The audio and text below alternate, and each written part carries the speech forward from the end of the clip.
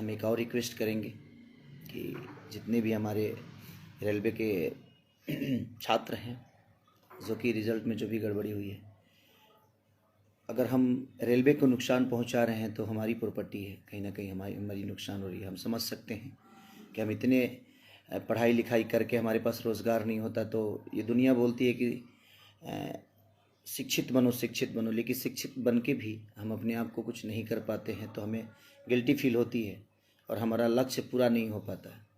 और मैं समझ सकता हूँ आप सबकी भावनाओं को, और सरकार आपकी ज़रूर सुनेगी। और ये सिस्टम के ख़िलाफ़ आप लोग का ये धारणा था, चाहे जो भी था, तो मैं बस ईश्वर से प्रार्थना करूँगा कि हमारे भाइयों को जल्दी से जल्दी वो चीज़ें हो जिसकी डिमांड आप सब कर रहे हैं सरकार से, और आपका हक भी है, क्योंकि हम हर चीज़ करके गरीबी में अपने आप को शिक्षित बनाने की कोशिश कर रहे हैं, पढ़ते हैं लिखते हैं इसलिए ताकि हम आगे चल के अपने जीवन को अच्छे से चला सकें, हमें रोज़गार मिल सके। बट ठीक है, धीरे धीरे सब चीज़ हो जाएगी। और बस आप लोग थोड़ा सा धैर्य रखिए, सारी चीज़ें हो जाती है। उग्र में इंसान गलत कर जाता है, बाद में समझ में आता है, क्योंकि आज रेलवे को भी नुकसान होगा या अपने सरकारी प्रॉपर्टी नुकसान होगी तो कहीं ना कहीं वो हमारा ही नुकसान है, क्योंकि सरकार की प्रॉपर्टी जनता की प्रॉपर्टी होती है और जो भी सरकारी प्रॉपर्टी होती है वो जनता के काम आती है। तो नुकसान हम सबका है। और बस जला देने से या ट्रक जला देने से या रेलवे का पटरी उखाड़ देने से अगर समस्या सॉल्व हो जाता तो हर आदमी पटरी उखाड़ के सॉल्व कर लेता। इसका हम अच्छे से आप लोग का धारणा देना जायज़ है, और मैं आप सबके सपोर्ट में हमेशा रहूँगा, क्योंकि हमारे देश के भविष्य हमारे नौजवान ही हैं, हमारे भाई सभी हैं। मैं पढ़ा लिखा नहीं हूँ, बट विचारधारा रखने के लिए पढ़े लिखे होने की ज़रूरत ही नहीं है। आपके मन में अगर अच्छी विचारधारा हैं तो वही समाज को काम आता है। पढ़ाई लिखाई और शिक्षा तो जो है वो टेबल पे अच्छी लगती है, बट विचारधारा अगर आपका अच्छा है अपनों के लिए, अपने समाज के लिए, तो वहाँ शिक्षा की कोई ज़रूरत है नहीं।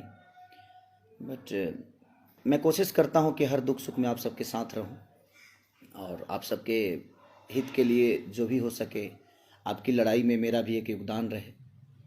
बट मैं चाहूँगा कि हाँ, प्लीज़ आप लोग उग्र होकर ऐसा कुछ ना करें जिससे हमारा ही नुकसान हो। और अपनी बातों को रखने का तरीका बहुत है, बट ठीक है, जो भी हुआ सरकार ने हमारी डिमांड को पूरा किया और चीज़ें हो रही है, तो अब इस चीज़ को रोक दिया जाएगा तो शायद बहुत सारी चीज़ें बच जाएगी और उसमें नुकसान सबका है।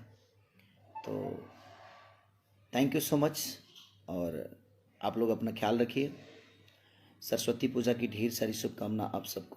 ऐसे ही प्यार देते रहिए खेसारी लाल यादव को, अपने इस बेटा को, अपने भाई को और टीम। जय हिंद। देखिए, सारे स्टूडेंट के लिए, जो भी रेलवे के स्टूडेंट हैं, उनके लिए एक आवश्यक सूचना है। आपकी सारी मांगों को रखा गया है। हम आपकी सारी दुविधाओं को अब क्लियर करते हैं। हम आपकी सारी समस्याओं को एक एक करके सिलसिलेवार तरीके से बताते हैं। देखिए, अभी एक वीडियो आया, बिहार के पूर्व उप मुख्यमंत्री जो सुशील मोदी जी थे, उन्होंने कहा कि वो रेलवे मंत्री से बात की है, वो स्टूडेंट के मांग पे सहमत है, और आरआरबी रेल मंत्री भी इस बात से सहमत है कि वो 20 गुना रिजल्ट देंगे, अर्थात ओरिजिनल जो नंबर रिपीट नहीं करेंगे, यूनिक नंबर जो दिए जाएंगे, अर्थात 3.5 लाख और लड़कों को जोड़ा जाएगा। एनटीपीसी वालों की समस्या खत्म। ग्रुप डी वालों की जो समस्या थी, उनके लिए सीबीटी 2 को जो अचानक जोड़ा गया था, उस पर भी वो सहमत हो गए, इसे भी हटा देंगे वहां पर। इस पर प्रधानमंत्री का भी इंटरफेरेंस था, जिस वजह से ये आसानी से हुआ। अब बातों को समझिए, इसमें गलती रेल मंत्री या प्रधानमंत्री की ओर से नहीं थी, इसमें गलती आरआरबी की ओर से थी। आरआरबी को स्टूडेंट की समस्याओं से मतलब नहीं था, और आरआरबी भी कुछ चीजों से जूझ रही थी। उसको इतने बड़े एग्जाम को कंडक्ट कराने के लिए कोई कंपनी जल्दी नहीं मिल रही थी। लेकिन कुछ लोगों का कहना है कि ये राज्यों में हो रहे चुनाव के मद्देनजर ऐसा डिसीजन लिया है, ये गलत है। देखिए, ये किसी टीचर या स्टूडेंट का स्टेटमेंट नहीं है, ये पॉलिटिकल मोटिवेटेड स्टेटमेंट है। हम बताते हैं क्यों ऐसा नहीं होगा, रेलवे को अपनी बात क्यों माननी पड़ेगी। क्योंकि ये जो संशोधन और कमेटी बनाई गई है और ये जो डिसीजन लिया गया है कि 20 गुना रिजल्ट और सीबीटी 2 ग्रुप डी से हटाया जाएगा, ये रेल मंत्री का डिसीजन है और इसमें पीएमओ इन्वॉल्व है, न कि आरआरबी का। अगर आरआरबी का रहता तो आरआरबी मनमानी करती, लेकिन उसके ऊपर पीएमओ का डेडलाइन है। पीएमओ जिस डेट को दे दी उसको हर हाल में मानना है, इसलिए आपकी हर मांग को मान लिया गया है। आप किसी